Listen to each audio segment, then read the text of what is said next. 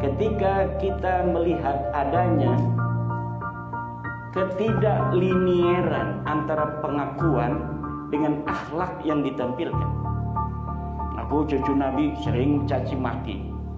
Aku cucu Nabi maki-maki kiai. Habis Menteri Agama Gus Yakut itu. Aku cucu Nabi Mbah Hasim dibilang sejarahnya Kopingho. Itu dari klan mereka. Aku cucu Nabi, tapi Gus Dur dibilang buta mata, buta hati.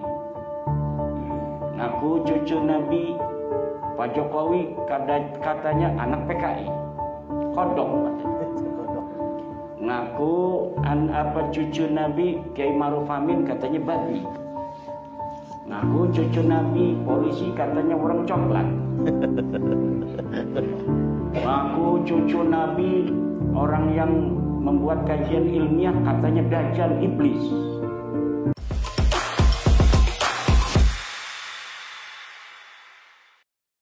Perilaku seseorang memang tidak bisa dikaitkan dengan leluhurnya. Kalau seseorang itu baik, bukan berarti hal itu karena leluhurnya adalah orang baik. Kalau orang itu jahat, bukan berarti leluhurnya juga pasti jahat.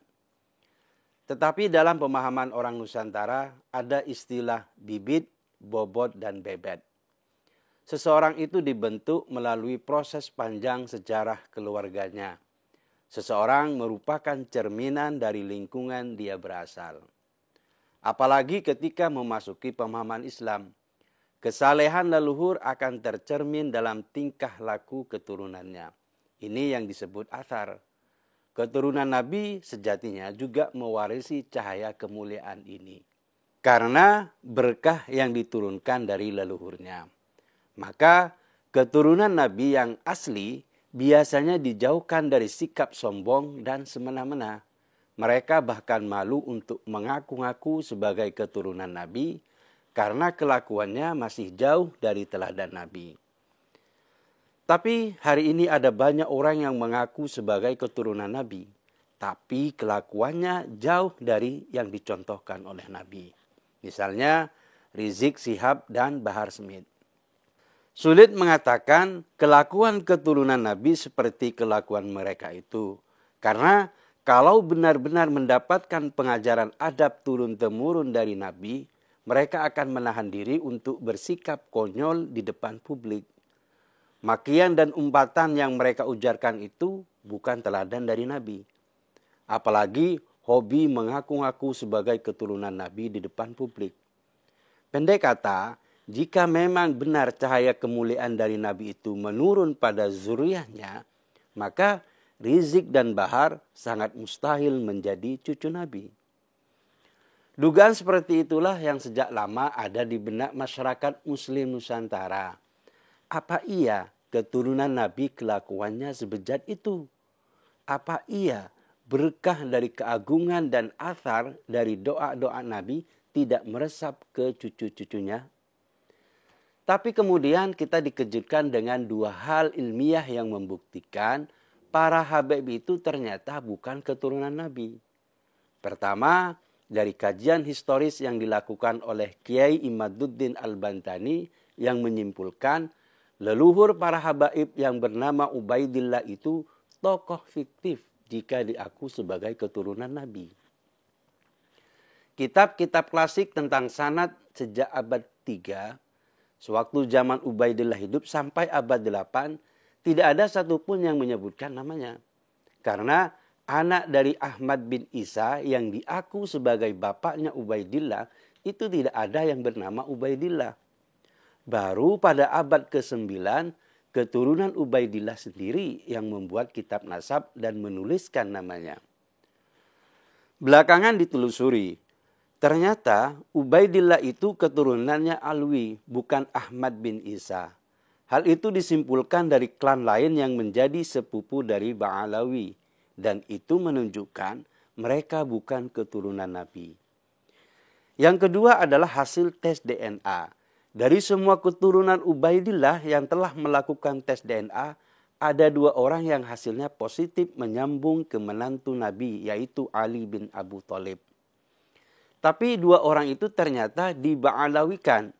Artinya leluhurnya sebenarnya bukan Ubaidillah. Bahkan salah satu jalur nasabnya berasal dari Hasan.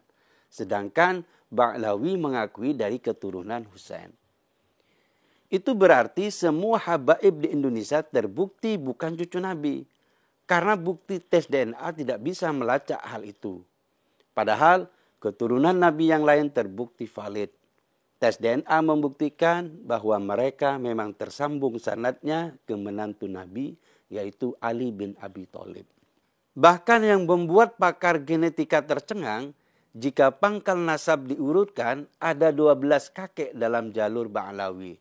Kalau ingin dicari kakek tunggalnya itu, ketemunya di kisaran 40.000 tahun lalu. Itu sesuatu yang mustahil, karena bahkan Nabi Ibrahim tidak hidup di zaman itu. Ba'lawi itu selain bukan cucu Nabi Muhammad, ternyata juga bukan cucu Nabi Ismail atau Nabi Harun. Artinya, mereka itu bahkan bukan orang Arab. Dengan begitu, para habaib yang selama ini menyombongkan diri sebagai keturunan Nabi itu, ternyata nasabnya bukanlah orang Arab yang menjadi keturunan Nabi Ismail. Dengan dua bukti valid yang tak terbantahkan sampai sekarang itu menunjukkan pantas saja kelakuan banyak habib itu tidak mencerminkan ajaran Nabi Muhammad. Cahaya kemuliaan Nabi tidak terpancar dari mereka karena mereka memang bukan keturunan Nabi. Orang Jawa sering menyebut kondisi sering terjadi itu sebagai ilmu titen, yaitu membuat kesimpulan dari banyaknya peristiwa dengan hasil akhir yang sama.